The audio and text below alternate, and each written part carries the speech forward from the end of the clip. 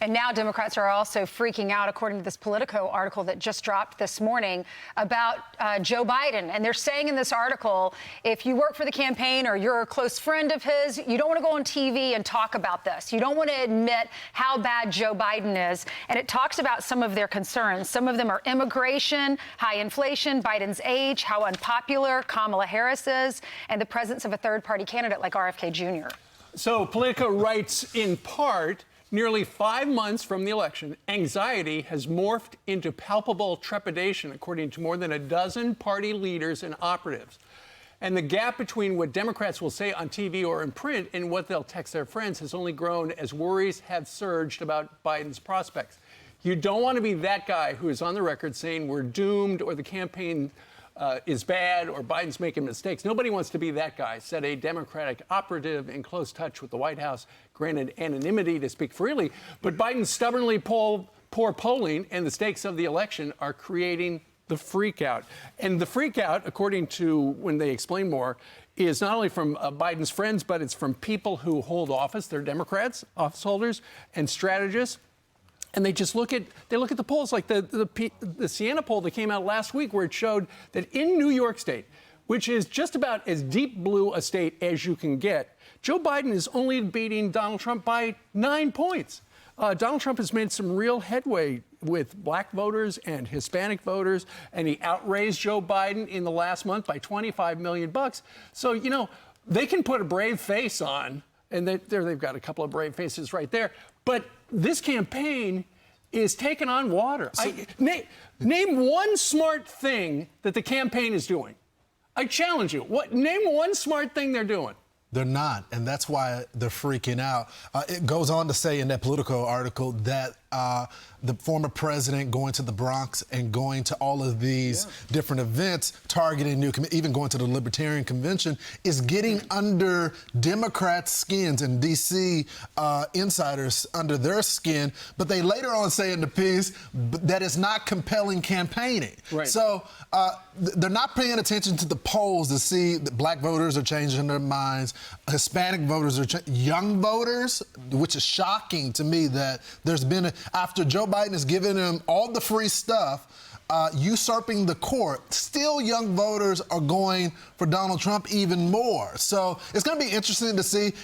I don't think there's going to be another nominee, Steve. I think that the Democrats are stuck with Joe Biden right now, unless something, God forbid, happens. So what do they do now? They also talk in the article about how much money Trump raised in the month of April. It was record-breaking. He raised more than, I believe, $25 million than Biden did in that month. And this is the month that people are focusing on. Not only is it our last indication, but also we have the Trump trial going on. So maybe more people are pouring money into Trump because of what they're seeing that's happening to him. I was watching over the weekend, and there was one commentator that talked about the election and how Trump is probably going to win all the states he won last time. But when you look at these swing states, that's what matters. If Joe Biden loses Michigan, he's in big trouble. Donald Trump could walk away with a win.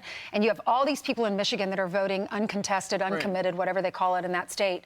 And that's pretty scary for Joe Biden. Well, the Cook Political newsletter came out, and it showed that they're predicting if the election were held today, Donald Trump would essentially win 6 of 7 swing states. But when I said, you know, name one thing that the campaign is doing right, yesterday, the president and some of his surrogates started using a new phrase that I think we're going to see a lot of, where they're essentially trying to warn people, you don't want Donald Trump. So they were talking about choice. America's facing a choice. Do you want autocracy or democracy? They used that a couple of times yesterday. Here's the thing. I don't think they don't make it clear they're talking about autocracy with Donald Trump. I don't know that many people know what an autocracy is. It's just like a democracy. What? It's just they got to come up with something better than that. But they you know, they've got $1 jillion they're throwing at the wall, and nothing's sticking.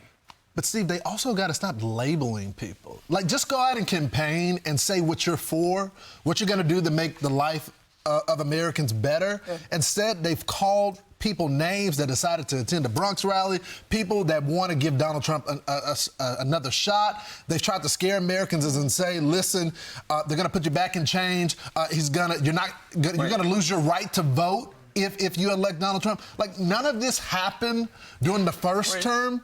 At least say, it just shows you, to your point, they have nothing at this point to run on. Well, when you're a voter and you're looking at how much groceries are, and then you're seeing that taxes are going up, if you live in one of these blue states, many of them are moving out into these red states because of all the taxes, because of toll fees, because of this and that, and all the money that's going to these illegal immigrants. Then you see the crime increasing in your city. We're talking about all the murders in Chicago. A 5-year-old little girl was killed over the holiday weekend, and we usually see those numbers go up in the summer months because it's warm outside. So when you're a voter and you look at how your community is being affected in these blue states, you stop and pause and say, do I want a better administration? Do I want my life to be better? And yes, there were a lot of things that many people didn't like about Trump and some of the things that he would tweet out. But when you compare him and the direction of our country and how important this next election is and the risk of losing our country, they talk about democracy on the blue side. Well, on the red side, many conservatives are scared our country is going in the wrong direction and we're going to lose our country forever. Ultimately, it comes down to this. And I remember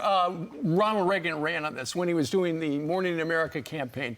And he simply asked the question, are you better off today than you were 4 years ago? And he wound up winning. So think back. 4 years ago, 2020, we were in a global pandemic. But things, you know, inflation was still really low at the beginning of the year. A lot of people... unemployment was near historic low records.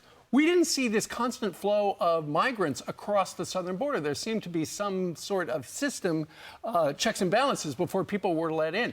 I just think the average person thinks, you know, things were cheaper last time, you know, and Joe's had 3 years and a half, and here we are with inflation 20% higher than when he took It's such a good point. I'm so sorry, Ainsley. Steve, there's a 4-year comparison.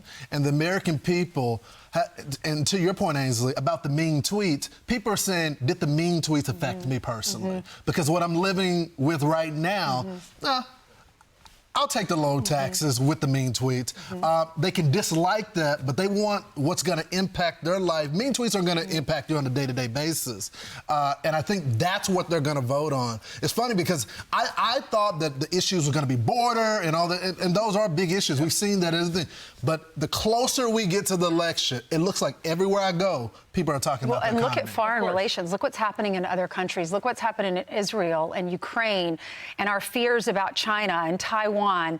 And when I watched this movie over the weekend, or a series, it was amazing. It's called The Tattooist of Auschwitz, and it's all about what our Jewish friends went through and how horrific it is. So when you see the state of our world and you hear from people who moved here from countries that are communist countries, and you see how the Democratic Party is changing and the far, far, far left want a lot of those same policies that you see in these communist countries, it's very scary.